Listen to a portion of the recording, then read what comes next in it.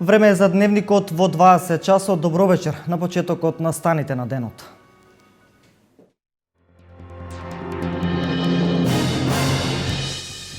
За 6 проекти општина Штип ќе бара средства од ИПО фондовите наменети за прекугранична соработка. Градинка, контејнери и патишта се дел од проектите.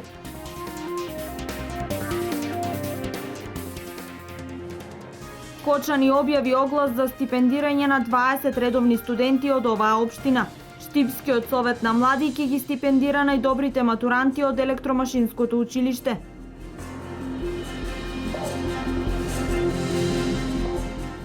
Наскоро проби Штип ќе има општински символи во вид на грб и знаме. Последните решенија ги имаат потребните хералдички обележја, но крајниот збор го имаат советниците.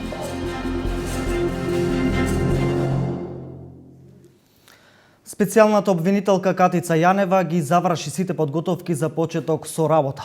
Откако го објави тимот, денеска ги доставила и општиот работен, персонален и финансов план до Советот на обвинители, до владата за спроведување, како и до Собранието за известување. Специјалниот обвинител Катица Јанева ги достави општиот работен, персонален и финансов план на специјалното обвинителство до Советот на јавни обвинители, владата на Република Македонија и Собранието. Од Советот најавија дека откако сите членови поединечно ќе ги разгледаат плановите, ќе биде закажена и седницата на Советот. Во наредната недела Советот треба да ги разгледа и да ги одобри. Според член 13 од Законот за специјалното обвинителство, ниту една од овие институции нема право да стави забелешка или интервенции во плановите. Во персоналниот план Јанева има предложено тим од 14 обвинители, со кои заедно треба да работи во истражување на кривични дела поврзани со прислушуваните разговори. Во финансискиот план Јанева треба да одреди колку пари и се потребни нејзе и на незиниот тим за плати, истрага за стручни и надворешни соработници и истражители.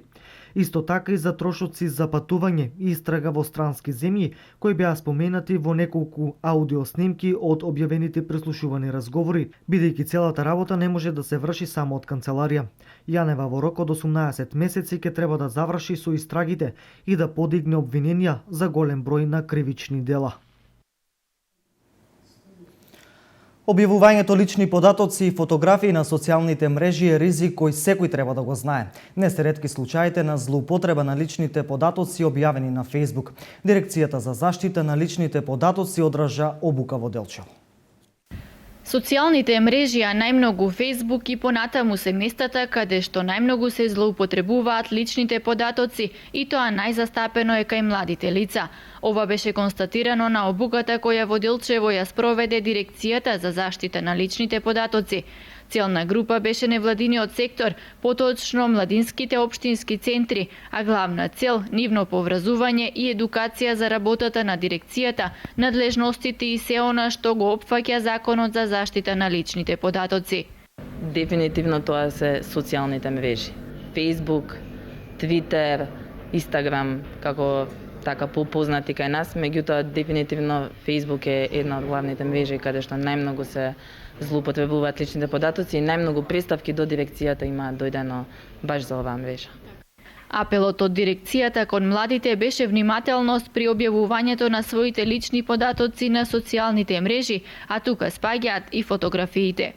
Дефинитивно внимавајте како ги заштитувате своите лични податоци, пред се што поставувате на Facebook. Еднаш објавено на Facebook останува достапно за секогаш, без разлика дали вие ќе го избришете во еден момент, меѓутоа тоа останува во базата. Внимавајте, значи, кои се ставате за пријатели да ви бидат, затоа што не ви се сите пријатели. Вакви работилници на тема заштита на личните податоци од страна на дирекцијата се планирани да се спроведат уште во 12 града низ државата. Кон крајот на месецот, Советот на општина Пробиштип ќе избира кое решение за знаме и грб се најпогодни за општината. Во јуни годинава беше распишан конкурс за идејно решение за нов изглед на грбот и знамето на општината. На конкурсот за идејно решение за нов грб и знаме пристигнале 24 идејни решенија, од кои избрани се 4 кои ги исполнуваат одредените критериуми, а тие се да имаат стилизиран приказ во кој ќе се употребени символи инспирирани од историјата, традицијата, културното наследство, природните реткости, географските карактеристики, обележјата, како и други особености на општина Пробиштип. Значено е и тоа да ги содржат културно-историските споменици во општината, спортско-рекреативниот и туристички центар Пониква, обележја за индустријата и стопанството во општината и природните богатства. Задолжително треба да го има урнекот со штит и круна приложен на интернет страницата на општината, како и венец од 2 гранчиња и панделка, што се однесува до изгледот на новото знаме. На авторите е оставено да ја воспостават символичната врска со грбот, но да не представува негова целосна копија. Имавме комисија составена од 7 членови, 50 надворешни членови, имавме и хералдичар во таа комисија, председателот на Хералдичкото друштво на Република Македонија. Тој ги посточи сите правила, ни образложи како треба, имаше и други стручни лица и ги одбравме овие 4 кои што сметавме дека се најкомпетентни, дека најмногу ги задоволуваат оние услови кои што ние ги баравме. Кој од 4 избрани идејни решенија ќе се користи во иднина, односно како ќе изгледаат грбот и знамето на општина Пробиштип, ќе се знае кон крајот на октомври, кога ќе заседава советот. Манасов се надева дека конечно сите советници ќе донесат едногласна одлука, пошто и официјално општина Пробиштип ќе добие грб и знаме согласно науката која се занимава со изучување и опишување на грб и знаме на одредени држави, градови, општини или во минатото позначајни благороднички семејства. Општина Штип објави оглас за отуѓување на 23 парцели за изградба на деловни и стамбени објекти. Апликациите за учество во јавното надавање се доставуваат до општина Штип до 10 ноември, а јавното надавање ќе се одржи на 12 ноември. Станува збор за 23 градежни парцели, различни по својата намина, а се лоцирани на неколку делови во општина Штип: во Сењак, Балканска, населба 8 ноември, Порарачна Македонка, населба Македонка и Пребек. Заинтересираните физички и правни лица поднесуваат пријава за учество на јавно надавање во електронска форма, за секоја градежна парцела поединечно. Цената почнува од 61 денар па до 2300 денари. Општина Штип ќе аплицира за средства од ИПА фондовите на Европската Унија преку програмата за прекугранична соработка со Бугарија. Во фаза на изработка се 6 проекти од битно значење за Штип. Реконструкција на 4 куќи во Ново село кои беа донирани минатата недела од доктор Жан Митрев, изградба на патот Шашаварлија Почивало Кошево, проширување на зоопаркот во соработка со општина Кюстендил, изградба на детска градинка во населбата Сењак, нови возила за територијалната противпожарна единица, кој што ќе биде проект во соработка со општина Благоевград и подземни контейнери за отпад. Одделението за локален економски развој ќе работи на техничката документација за овие проекти во следните 3 месеци, колку што е рокот за подготовка на се што е потребно за истата да бидат спремни и за аплицирање. Општина Кочани објави конкурс за доделување 20 стипендии за студенти од јавните високи образовни установи. Една стипендија е за студент од ромската етничка заедница. Право на стипендии имаат редовни студенти, а приоритет имаат и децата без родители. Советот на млади на општина Штип пак ќе доделува награди за неуспешните средношколци, односно матуранти од средното електромашинско училиште Колен Ехтени. Советот на млади на општина Штип на денешната одржана седница донесе одлука за стипендирање на младите средношколци од Штип. Оваа година одлуката е донесена да се стипендираат тројца ученици од средното општинско училиште Колен Ехтенин. Еве, токму нова седница ќе ги изгласаме тие критериуми, како и досега акцентот ќе го ставиме токму на успехот постигнат кај самите ученици. Битно е тие ни стекот на 4 години да покажале одличен успех, да имат примерно поведение.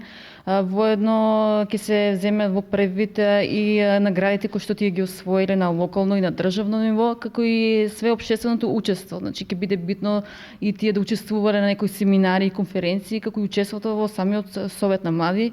Токму тие карактеристики ќе бидат клучни во дефинирањето на профилите на младите и најуспешните и најтрудолюбивите ученици ќе бидат наградени од советот на млади. Покрај одлуката и правилникот за стипендирање на средношколците, денес во советот се зборуваше за идните активности кои ќе се реализираат во иднина. Акцентот е ставен на едукацијата на младите. Започнуваме со активноста за сите млади кои што насловена како First Lesson of Magic, How to Introduce Yourself. Потоа продолжуваме со обука која што организираме со Американската амбасада за социјални мрежи, за влијанието и импактот на социјалните медиуми, офлайн и онлайн активности. Во месец ноември ќе организираме школа пострански јазици. Ќе биде многу интересна школата, токму ќе го посветиме вниманието на тие јазични бариери кои што ги имаат младите, исто така ги поканувам да се приклучат во таа обука. А еве ќе го нагласам настанот кој што ни е многу близко, тоа е настанот кој што по втор пат ќе го посветиме на нашиот Тоше Проески.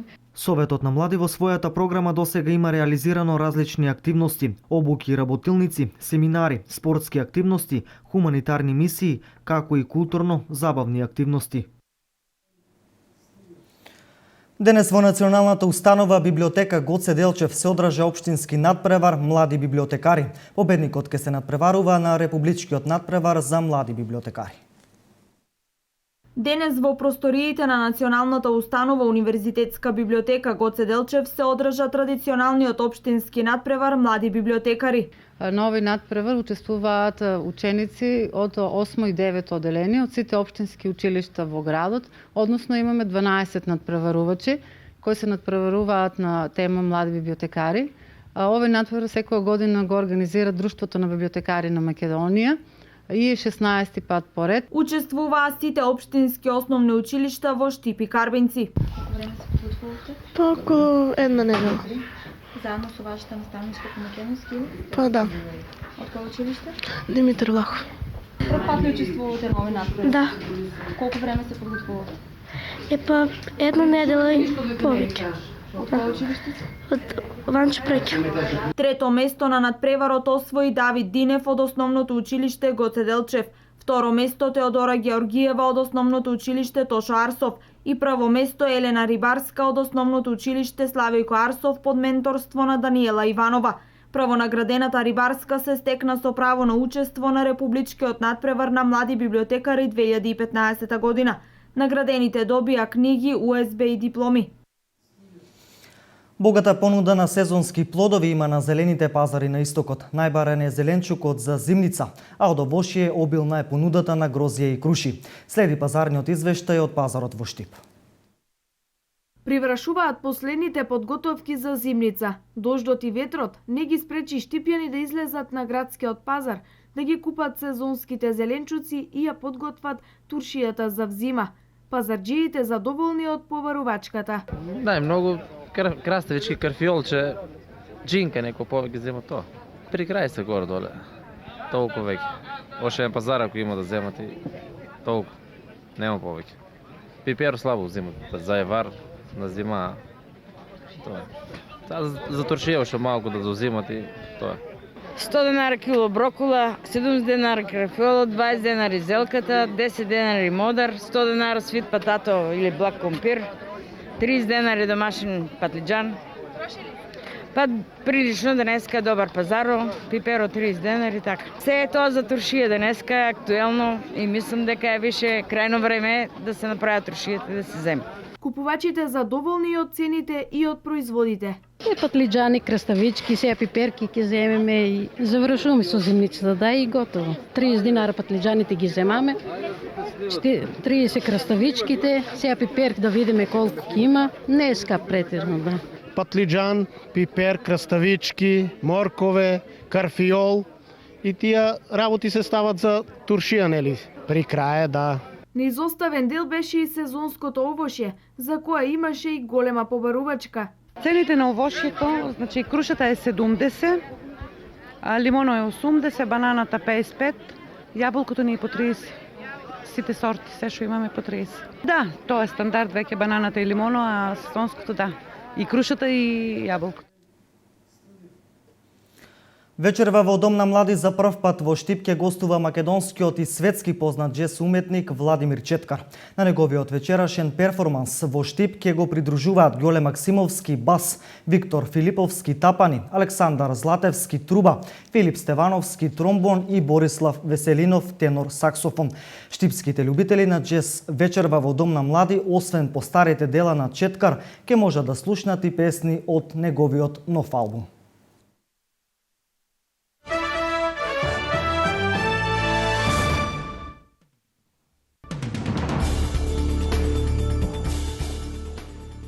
Бебе на возраст од 1 година било пронајдено мртво во операција на грчката крајбрежна стража за спасување мигранти во близина на островот Лесбос. Во чамецот имало околу 50 луѓе. Крајбрежната стража успеала да спаси голем дел од мигрантите од чамецот. Представници на аеродромот Покхара во Непал јавија дека исчезнал мал туристички авион управуван од руски пилот, во кој уште се наоѓал и турист од Јужна Африка. Од контролата на летање на аеродромот не можат да воспостават врска со пилотот 4 часа, а авионот не е во состојба да лета повеќе од 2 часа. Потрагата по леталото се уште не дала резултати. 4 руски крстосувачки проектили од Каспиското море паднале во Иран, објави американски официјални лица. За сега нема извештаи за штетата што ја предизвикале. Сите наши истрелани ракети ја погодија целта, изјави портпарол на Руското министерство за одбрана. Иранското министерство за одбрана пак негираше дека на територијата на Иран паднале руски ракети користени во војната кампања врз Сирија. Тие тврдат дека тоа се информации што се дел од психолошката војна на Западот.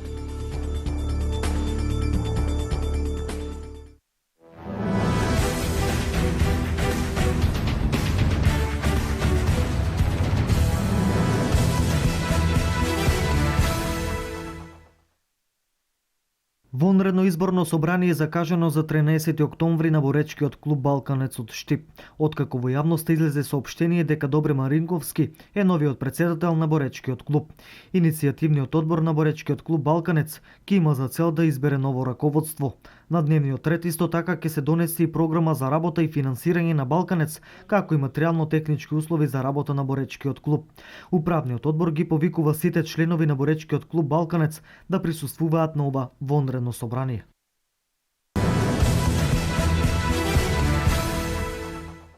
Ракометниот клуб Металург денес заминува за Данска, каде во недела ќе го одигра надпреварот од четвртото коло на Лигата на шампионите против екипата на Скерн. Средбата Скерн Металург се игра в недела со почеток во 15 часот во Скерн банк арената. До сега Металург во ракометната Лига на шампиони има 3 убедливи победи. А ракометарите пак на Вардар во сабота од 17 часот и 30 минути го пречекуваат германскиот Рајан Некар Левен во рамките на Лигата на шампионите. Непобедливиот Вардар сезонава е пред четвртиот меч во Лигата на шампионите. Германскиот тим има феноменална серија во силната Бундеслига. Црвено-црните во моментот се на првата позиција во Б групата.